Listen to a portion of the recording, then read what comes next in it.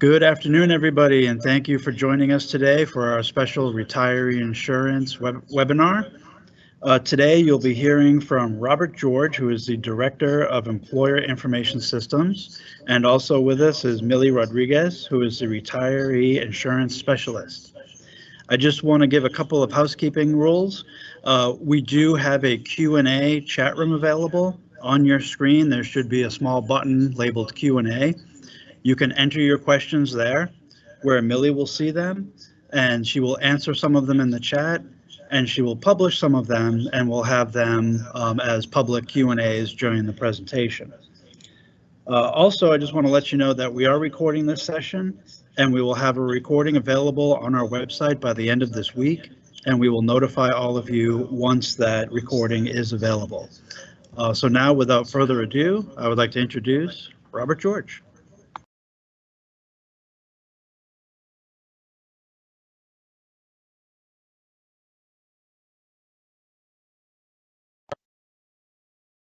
Hey everybody, sorry I forgot to unmute. So good afternoon everyone, Bob George. Thanks for joining us today. We have, as Scott had mentioned, we have Mildred with us as well. We have the boss on the chat. I'd like to ask her to come over and just say hi to everybody real quick. All right. Hello, welcome. So thank you all for joining us. In today's presentation, you'll see that there's a chat feature. So if you have any questions, please don't hesitate. Mildred will be manning the chat along with Scott. Feel free to show Millie some love in the chat, and she'll be answering all your questions for today. We might bring some of them up and sort of publicly display them if we think they'd be great for everyone to benefit. You know, we have a lot of folks scheduled. We have a few more people adding in, so I'm just giving them a second to get here, and then we'll get underway. So for this afternoon, we're going to be talking about specifically, this is about retiree insurance. And it's going to be, I don't know if I should quite call it a new feature, but a feature that we've just enabled again for the first time in a while. And this is going to allow all of our employer users to make the changes to their plan prices directly. So we're going to get going here. And for today's agenda, we're going to go through a couple things. So we've got some new user manuals available for you. We also created some new training videos. Aside from this one, there are recorded YouTube videos on each of the different functions. So we'll talk about that a little bit. We're going to talk about how you can manage the plan costs, and then we're going to talk about at the end just a plan that we have in place for the fact that Unicare is changing to a new name at the end of the year for those of you who participate with the GIC.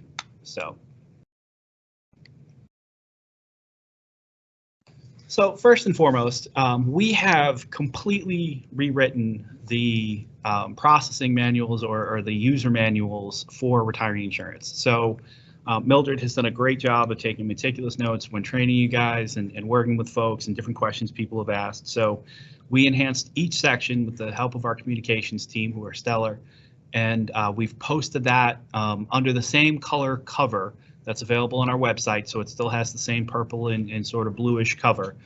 But you'll see that there are 2 new chapters, and you know, we've rewritten every single chapter. Hopefully we're a little clearer now. We've gotten a couple of years of using the newer version of the software, so hopefully we do a clearer job of explaining how to process all the different functions. One of the things we're considering is the possibility of printing a physical book. And so we're kind of wondering, you know, what folks' interest is in that. You know, did you like the format we used before? Would color be important? That sort of stuff. So, and if there really is just enough interest in a physical book, of course, folks can download the one we have. It's printable, but it's something we're looking for some feedback on. So if you could either email us at Insurance Updates and just let us know if you're interested in getting a physical manual, or if you could throw some comments in the chat for us, just to give us, just so we can kind of gauge it. Is this something that folks would think it's important and something they really want? So obviously, if you know, with demand, we'll make sure we try to meet that demand. So in addition to the written materials, we have new training materials, or excuse me, new training videos we put together. And so those are the same video format that we had before, and they are the YouTube videos, and we have them for both the individual processing and for the group plan changes. And you'll see that we broke it down. For the first time, we have change and correct in one grouping. We also have one specifically on viewing insurance deduction history. And that's a feature that's been in the system, but I think sometimes underutilized by employers. So sometimes you have questions, I'm not sure what deductions were really taken. I know what's entered in the system, but my retiree is calling because they have a question on the deduction that was taken from their actual pay. You can actually see that as soon as our benefits warrant is done processing. So technically you have access to that information even before the retiree does. So please know that that's available, and hopefully they're understandable. Please let us know if there's anything you think we can improve on them or anything of that nature. Certainly it's something we're interested in. Now, about adding plans directly in MyTRS. So, this is something that we did make available before, and there were some issues with it. We've done extensive testing and some correction in the software, as well as adding some new validations to hopefully help prevent people from making some mistakes that caused a lot of errors. But when it really comes down to it, if you're maintaining your plan rates directly in MyTRS, it really has the same sort of fundamental, thought process or philosophy that you do when you're adding them for individuals. And that really comes down to the fact that just each price change requires a new row. So we're going to show you, now this is an individual screen. This is one of the folks that we created for our test environment, and this is Barbara Blackbird. And so obviously a fake member. But if we're looking at Barbara's account, you can see that, for each plan she has a different row, and for each, every time the price changes for her, she gets a different row so that it marks, the point in time when the new rate kicks in and that sort of thing. And if you really think, now these are your plan rates, and you can see it really works the same way. We have a different row, obviously, for every plan you offer, each option. So if you have individual, family, that sort of thing. And every time you have a new price, you just simply add a new row, make sure it has the right start date, and then the new price. And so we're going to walk you through that a little bit here. Now, we don't go through it literally every step because we do have the videos available for you. And for security purposes, I didn't want to take the chance we could show any real data. So we're going to walk you through some static screenshots today. But when you're adding your plan rates, it's a two-step process. So step number one is that you're going to add a plan itself, the actual row itself, because the plan will already be there. And then when you add that plan, you're going to have to populate it with the new price. And so it happens as a two-step action. And the reason for that is as you're picking your plans, you're pulling them out of a menu. And we're going to show you that in just a second, but it needs to populate with something. We can't take a deduction for 0. It becomes a logical problem. So whenever they get added to the system, they start out at 1 penny. Now, when you're going in to make a change and add in a new price, you're going to go to your insurance rates tab, which you can see highlighted in the far left. And in the top right-hand corner, you'll see we've re-enabled the add rates and edit rates buttons. So if you're adding a new price, the first step is to click on add rates, as you can see by the arrow. In the next part of step one, this is where a screen will pop up, and once you click add rates and you choose through. Now I've pre-filtered for Aetna in my example here, and what you'll see on the far left is that it's going to require you to use a start date. Now if you try to get through the screen without entering a start date, it's going to stop you. And in my particular example district here, we only have one Aetna plan, but if you had 20 Aetna plans, you'd have to scroll through and pick the Aetna plan that you're looking for. One thing I can't say enough of is when you're picking your plans, if you go into the system, so sort of a couple pointers, I guess. When you're going through, please make sure you only pick the plans you need. You don't want to clutter up all your menus or pick options. Maybe you have +1 as an option, but you don't really offer it. Well, then don't pick it because you don't want it to be in your way every time you're picking plans. If all you offer is individual and family for a plan, please just pick those two. And you can see here in this example, in my example district, we don't offer survivor, so we only picked senior. And because I sorted by Aetna instead of a particular plan option like medical, I'm able to select both the first and second medical at the same time. So when you're going through the different filters, you can kind of play with them a little bit, but I always like to go in by company. That way I can pick my first and second medicals together if I'm adding rates. Once you selected all your rates, on the bottom right-hand corner, you hit done, and that will bring you to the next screen. Now, one other thing I would say with this is when you're adding your plans, sometimes folks are like, hey, I've got 10 plans. I just want to get this done. Please do them a couple at a time, especially while you're new at it. It can get a little confusing, or if something goes wrong, you don't want something to go wrong with all your plans. And keep in mind, for every one plan, you may have a lot of retirees on that plan. So take your time. Before, there are times you'd have to wait 30 or 45 days to get your rates updated. Depending on how many plans you have, you can pull this off in as little as 10 minutes. So please take your time and just be careful.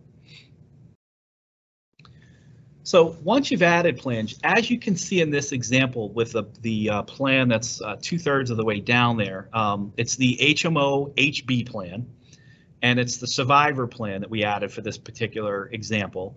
And below that, you'll see 4 other rows. There's 2 Aetnas and 2 Tufts. And those are the plans that we added in our example. Now, this is the exact example from our written material, so it'll look familiar if you've gone through those. And the next step in the process, so you'll see they all added with a penny because those are the plans we were adding, to mock this up.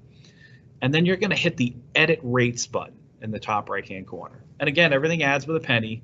So when you click on Edit Rates, it's going to bring you into a pop-up screen where, again, it's about as simple as you get, right? You're going to highlight whatever plan that you have as a penny, or if you had any that were incorrect, and just highlight over them and enter in the value.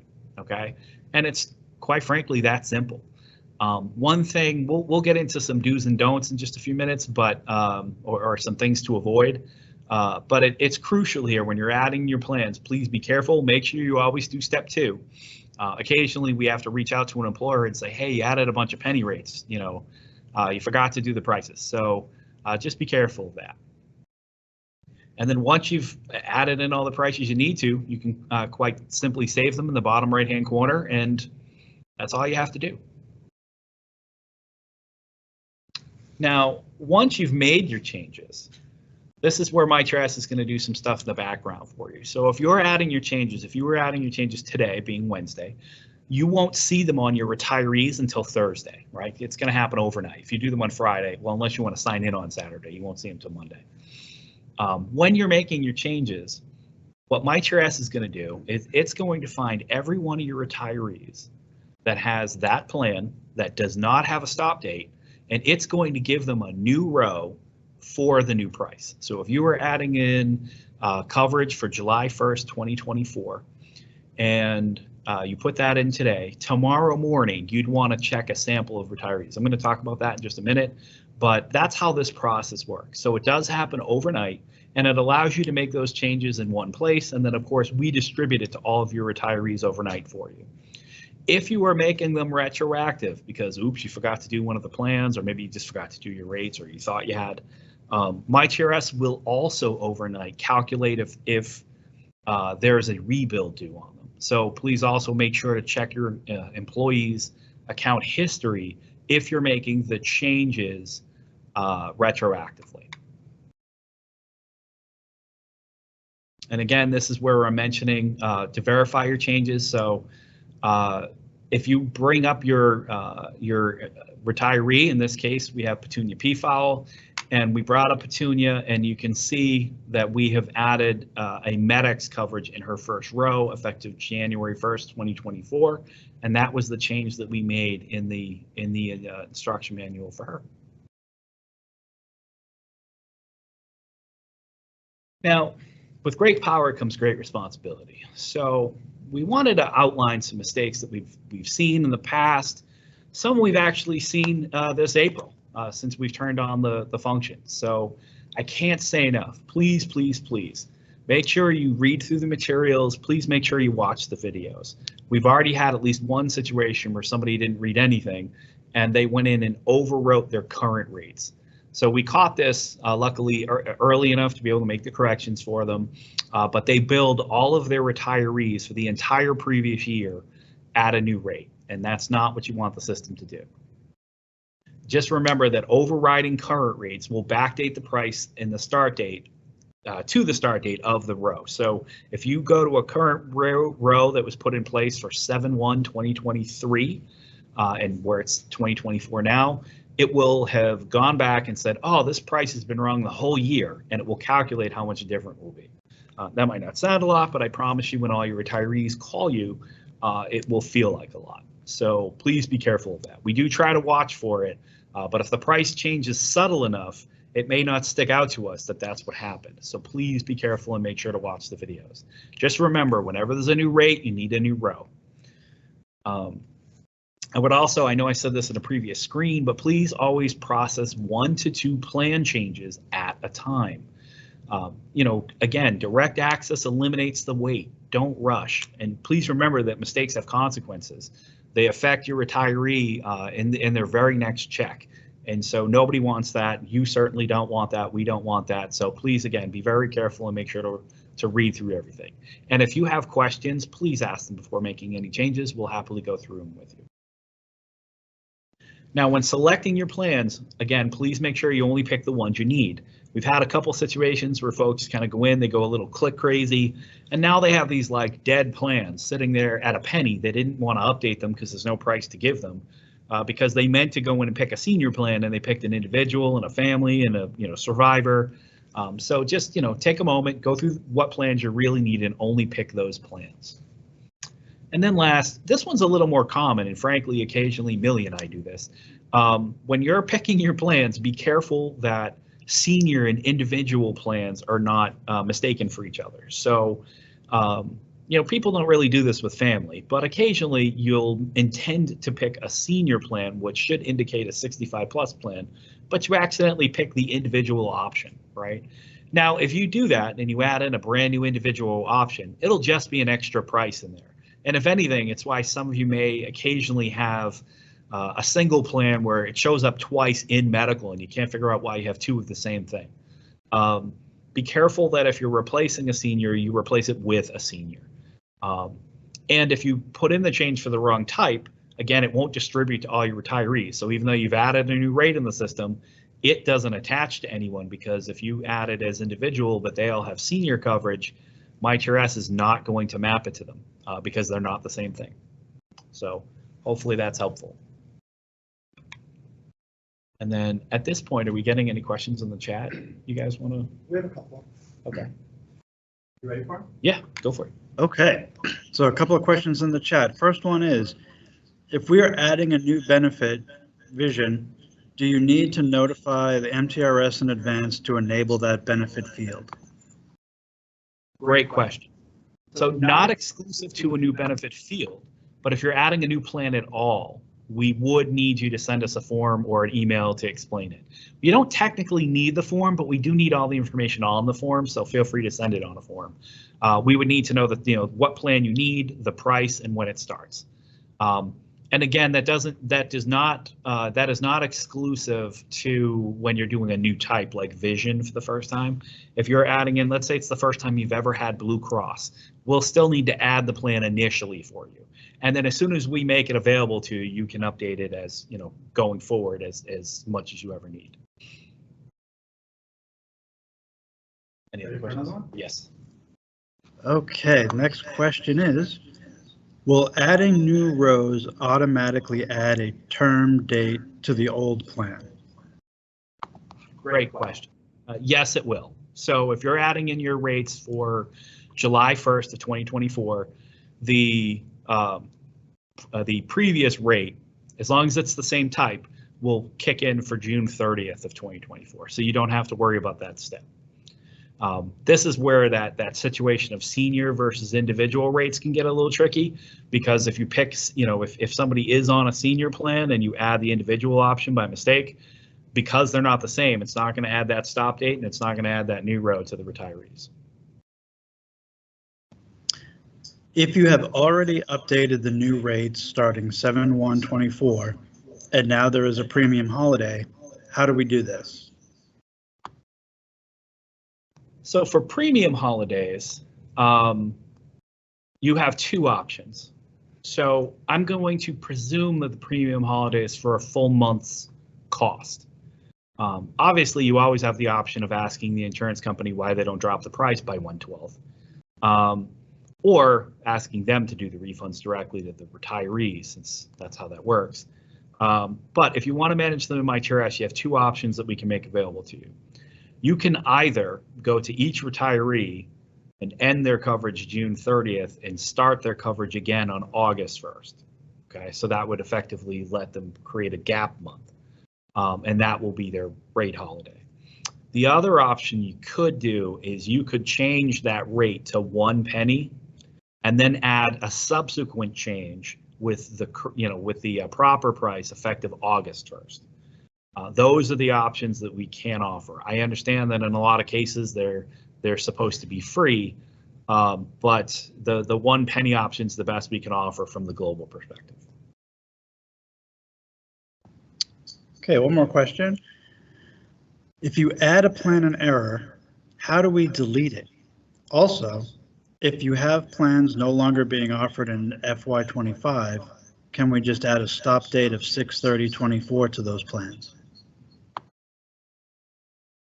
If you're sure that a plan is not going to be offered, what I would recommend would be to email into insurance updates, and we can go through the closing out process with you. We do have some suggestions on that sometimes. For instance, if you have a plan that's going to be ending, you're going to be migrating people off of the plan. One thing I can't say enough is leave that plan on for an extra month or two, because if you make a mistake migrating a retiree, we're all human, especially if you have a large volume of people. And let's say you make a human mistake and you accidentally miss somebody. So if you miss somebody and you've turned the plan off, no deduction will come out. However, if you miss somebody and the deduction is still live, you'll just have the wrong rate come out. And even though that's not great either, at least a deduction came out. So hopefully the prices are close and it will cause less of a financial effect for the retiree, and they won't fall off your radar.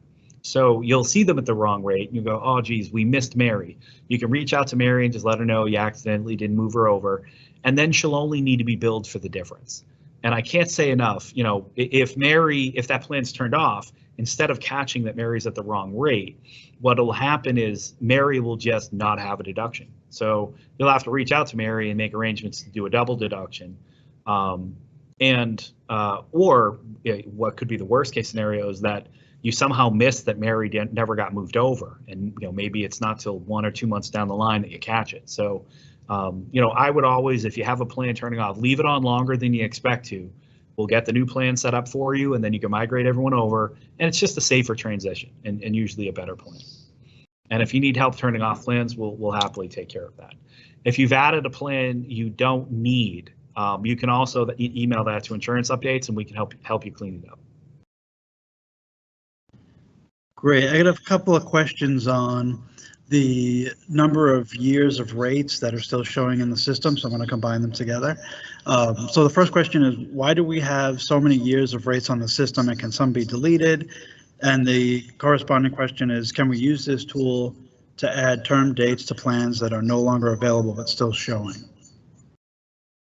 So they're no longer available and still showing, please email us, we'll add those term dates for you. As far as why all the old plans show up historically, MyTRS needs those in there for billing purposes. If you remove a plan or a plan row, you're telling MyTRS that plan row should never have happened. So for instance, if you decide to do a little spring cleaning and you clean out all your 2022 rates, you're going to refund everybody who had a deduction on that plan. Please do not do that. We do have that in the manual, and we say it in a couple places, but good gracious, please do not look to clean those out. We need them in there for historical purposes, because sometimes we have to go back and make old changes that relate to the rate. There's also no perfect process, because rates can change at any given point, and because of the rebilling functionality that we have in the system, there's no good way of setting a point where you cut rates off. Because if let's say we decided, okay, we're going to go back to 2018 and everything before that, we'll stop the billing program from looking at that.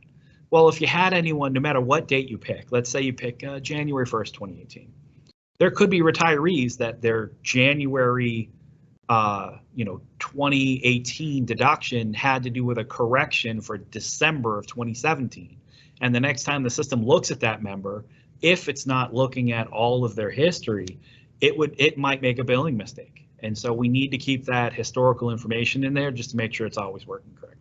Sorry if it's a bit long-winded, but it's hard to explain why it's really critical that we keep them there. Great, thank you for that. The next question is, what is the deadline for new rates to be added that are effective 7/1/24? Well, this is the best part. There's no deadline. You have to get them in before the June warrant. So we put up the close dates for the retiree payroll, but technically you can do them today. I would recommend doing them soon. That way, if something goes wrong or, don't wait. Having said that, you don't have to worry about a particular day. You're putting them in the system, and if they're in the system when we process the retiree payroll, they're going to be used.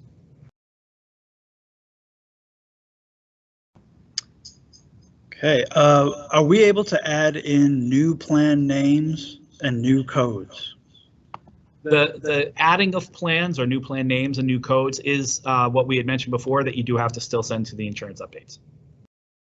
And keep in mind, whenever you need a new plan, just give us a description of what the plan is so we can try and give you the best match possible, as well as the start date. And if it's a, for instance, if it's a 65 plus plan and we only need a senior option, we need to know whether or not you need it in first and second medical. If it's a plan that has, say individual and family and, maybe a +1 option, we need to know those details as well. The group rate change form is a good format to use just because it has all the fields, so you don't forget to add something, but it's not necessarily required. We just need to make sure we have all the right components so that we can add the plan rate for you. Okay, the next question is a two-parter. The first part is about Unicare and WellPoint, which we'll be covering, so we'll hold on to that one. The second part is, what is the difference between senior and individual for Medicare plans? If it's a Medicare plan, it's a senior plan. So senior is that it's a 65 plus plan versus individual would be plans that would cover folks that are not covered by Medicare.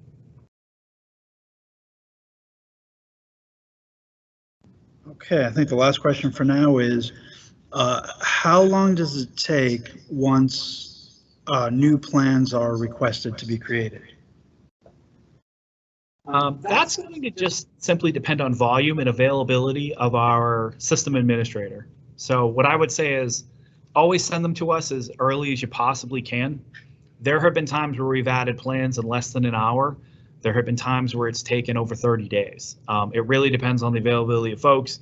And of course, just because that's how life works, right around the warrants for June when you would want a new plan is when something is going to break in the system. So if you could get them to us as early as possible, and hopefully we'll avoid that going forward. But the more time we have to plan, the more likely everything will be successful. And we want to make sure we get that plan in there early enough that you can add all the retirees you need to. If you have a plan, let's say you're adopting Aetna for the first time and you've never had Aetna and you have a bunch of people that are on plans from other healthcare companies, you're going to need time to move the people over to the new plan as needed. So we certainly want to get them done for you as quickly as we can. One of the nice things about this is those plans tend to be added at the same time that rate changes are happening. So now that employers can do their own rate changes, we'll be free to help you with that stuff in a much more timely manner. So we're hoping to have much better turnaround times, God willing, with the system, just to make sure that we can add those plans.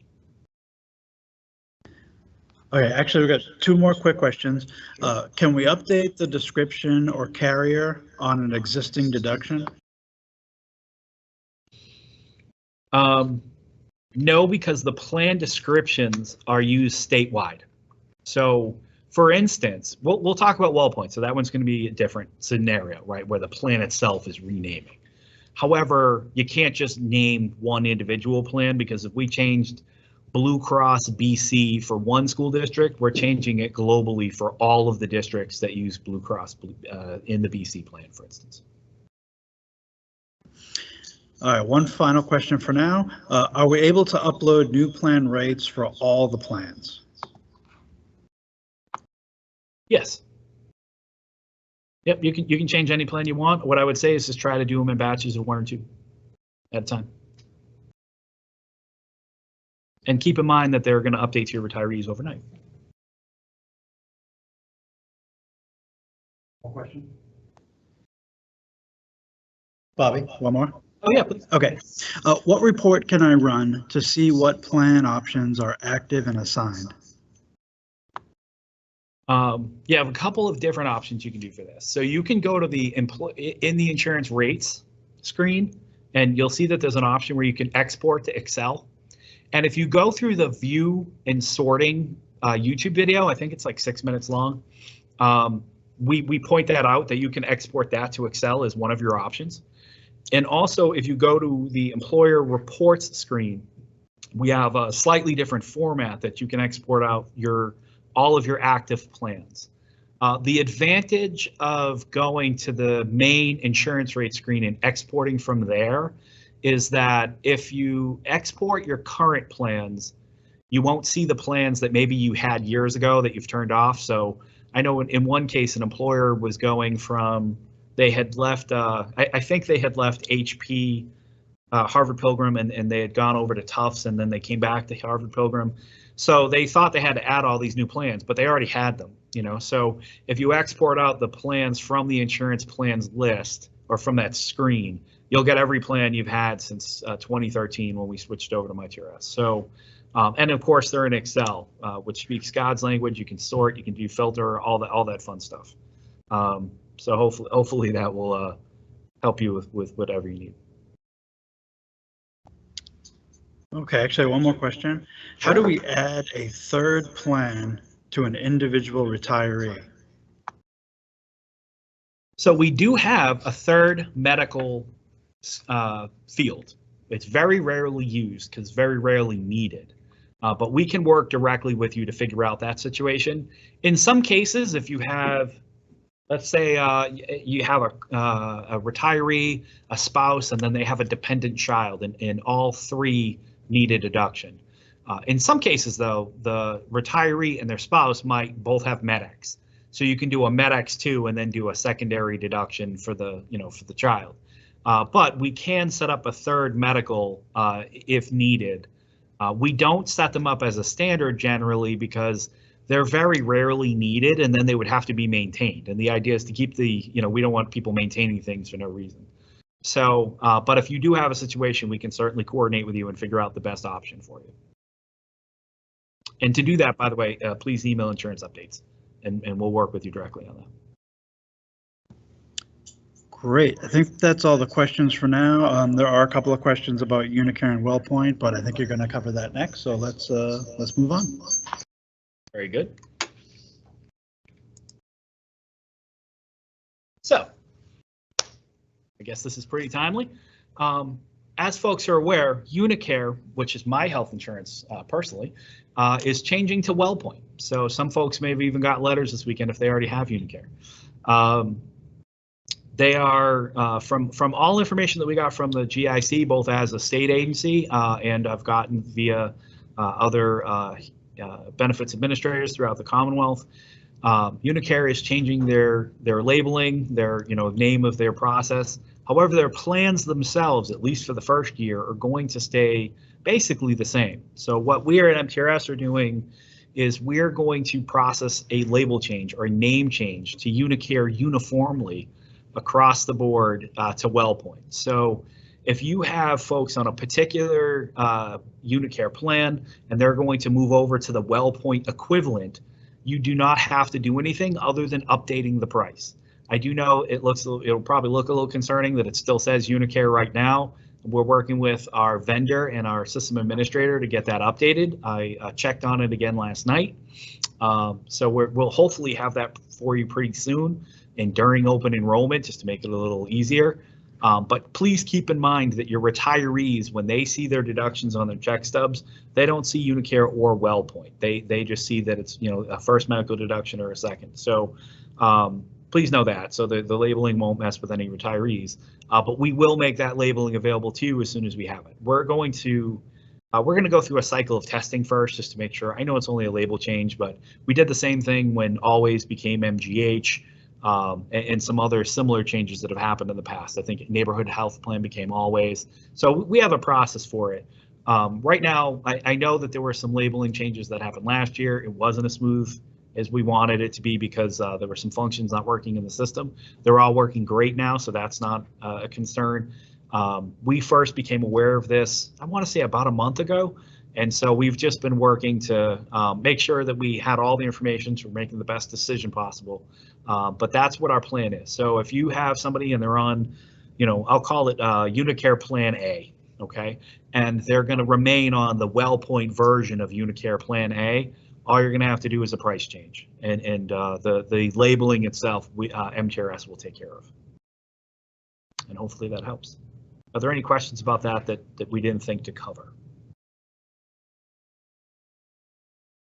Cool. Okay. All right.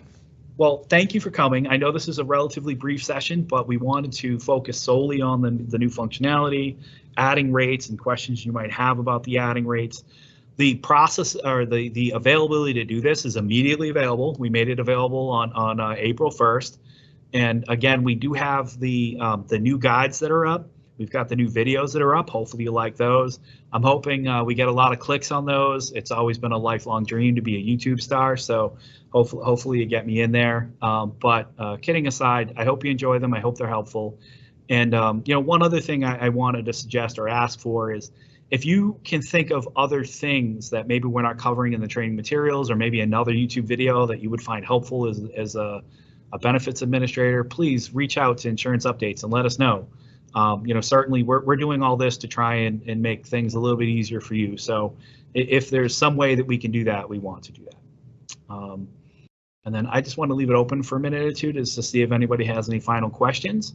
But if not, thank you for joining us. Very much appreciate it, and have a great day. I'm sorry? Oh, great.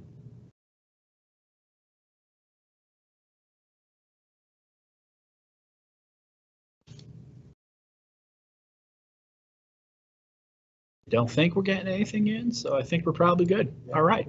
Well, hey, we're going to sign off and have a great afternoon, everybody.